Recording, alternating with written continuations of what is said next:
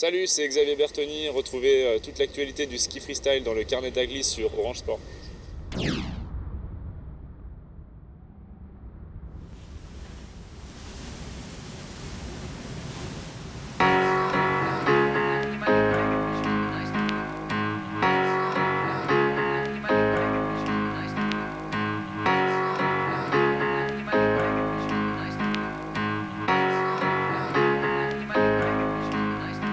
Bonjour et bienvenue pour de nouveaux carnets de la glisse. Nous sommes à Bayonne dans l'atelier de la famille Barlan, une entreprise familiale de fabrication de planches de surf de génération en génération depuis 1958.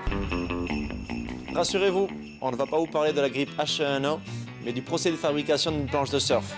D'où le masque, parce qu'il faut travailler protégé. Avant de parler de fabrication de planches de surf, je souhaite qu'on parle un peu de l'histoire. C'est ici, en 1958, qu'a été fabriquée la première planche de surf en France. Philippe, comment a commencé cette aventure? Alors cette aventure a commencé en 1957 exactement, et dans l'année commerciale est en 58.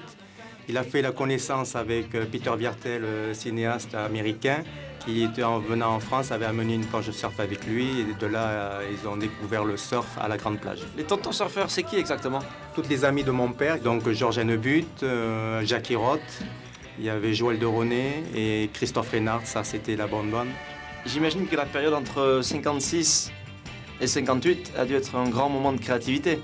Chacun avait son challenge de pouvoir aller flotter sur l'eau, quoi. Donc il y a un peu cette connotation du bidet flottant de chacun, quoi. C'est ça qui est super. Il n'y avait rien d'éprouvé et tout à découvrir. Donc chacun a eu à son aventure et je dirais, tous étaient copains et tous partaient pour le surf, quoi. Concrètement, quand on parle de matière, c'était quoi à l'époque? Parce que j'imagine qu'on ne trouvait pas tous les matériaux qu'on a aujourd'hui. Tous ses amis avaient un propre métier. Chacun ayant son propre métier avait des matériaux différents. Il faut voir qu'à l'époque, les produits n'étaient pas aussi faciles qu'aujourd'hui. Donc il y en avait un qui travaillait l'élastique souple gonflable, qui était Georges Hennebut, donc il a fabriqué sa planche gonflable. Et n'oublions pas que Georges Hennebut est l'inventeur mondial du leash, c'est-à-dire cette fameuse corde qui accroche la planche au surfeur, au pied du surfeur, donc ça c'est super quand même. Et puis il y avait donc un autre ami à lui qui est Bruno Reinhardt, qui lui travaillait dans le bois et donc a fabriqué aussi une planche en bois.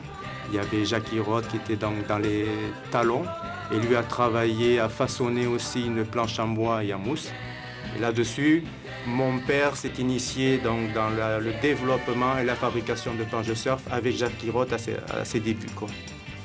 Et donc, il n'a jamais lâché le morceau et il a continué. Et donc, on a pérennisé. Et donc, des parents aux enfants, l'histoire continue, quoi.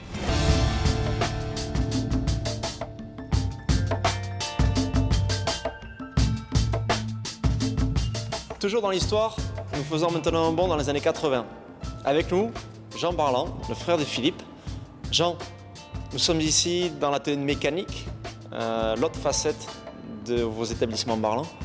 En quoi cet atelier a permis de faire une révolution dans le monde du surf, non seulement en France, en Europe, mais au niveau mondial aussi? Donc mon père a réalisé cette machine en 1981 dans l'atelier partie mécanique qui date de 1902. Ingénieur de formation, il a eu ce plaisir de faire cette machine avec un ami à lui qui a fait la partie informatique. Et c'était une machine qui était unique au monde dans le sens que c'était une machine de création et pas de copiage. Donc ça a révolutionné l'usinage du pen mousse pour apporter un plus au niveau des shapers et la créativité de la planche. Avant la machine, comment on faisait pour fabriquer une planche? Et bien, à l'ancienne, comme il se fait encore actuellement par certains shapers, c'est à la main avec un rabot électrique.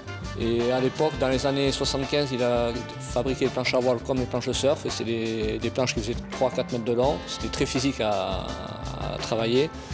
Donc il a germé, pendant 2-3 ans à la tête, il germait à créer une machine pour changer les aléas de fabrication qui étaient soit le personnel qui n'était pas qualifié pour les shapers qui n'étaient pas qualifiés, ou le shaper il pensait plus aller sur les vagues que travailler à l'entreprise. Donc mon père il s'est dit il faut remédier à ce problème-là et on fait une machine.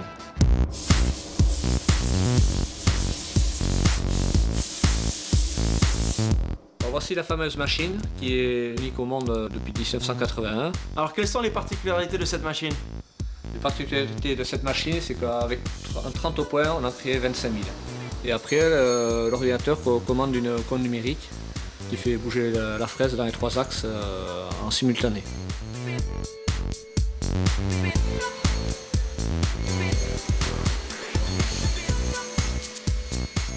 Concrètement, une fois que la planche est passée à ce niveau-là, il reste combien d'étapes pour qu'elle soit finie?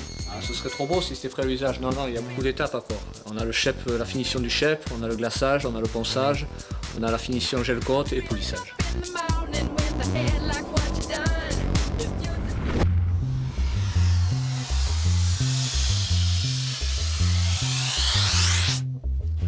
là, on est dans la salle de shape. On est de retour avec Philippe. Philippe, en quoi consiste ton travail maintenant? Mon travail sort après le pré-shape. On est dans une salle spécifique où on voit toutes les ombres sur du blanc. Et ça me permet de voir toutes les formes. Et donc sur ces formes-là, je vais les façonner pour leur donner de la dynamique. Allez, viens Péyo, on va aller à la salle de glaçage. Je vais te montrer où ça se passe. Tu vas voir, c'est une sacrée salle.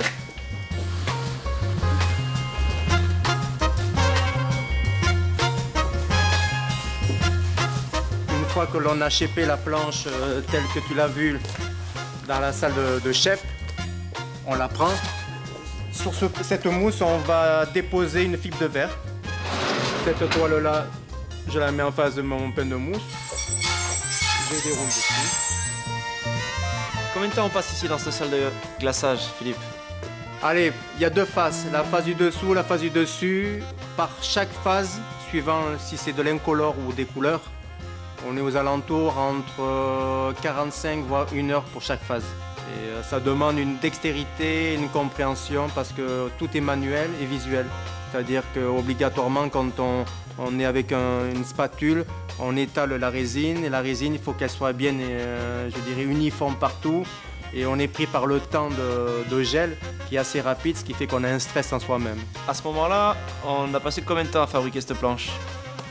Allez, on va passer à peu près aux alentours entre 6 et 10 heures sur une planche de surf. Et là, on en est à peu près à la moitié? Là, on est pratiquement au début de la moitié, tu vois, parce que là, il va falloir on va déposer la fibre de verre, mettre la résine, donc on est au début de la moitié. Ouais, c'est pas... 10 heures de travail, ça fait qu'une planche au final va coûter combien? Alors en fonction des tailles, on va avoir une variation entre 600 et 1000 euros. D'accord. Et ça, je dirais, c'est un travail professionnel. Ça a une valeur, c'est en fonction du temps. Bon Philippe, les carnets à glisser de l'action. On va aller à la plage essayer tout ça? Eh, ça tombe bien, j'ai un nouveau modèle à essayer. Allez, viens, hop, on y va.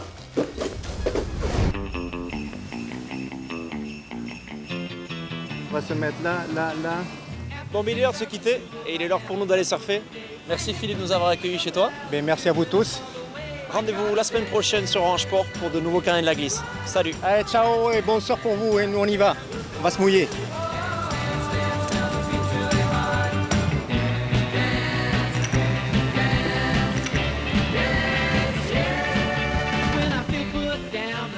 Shake it off.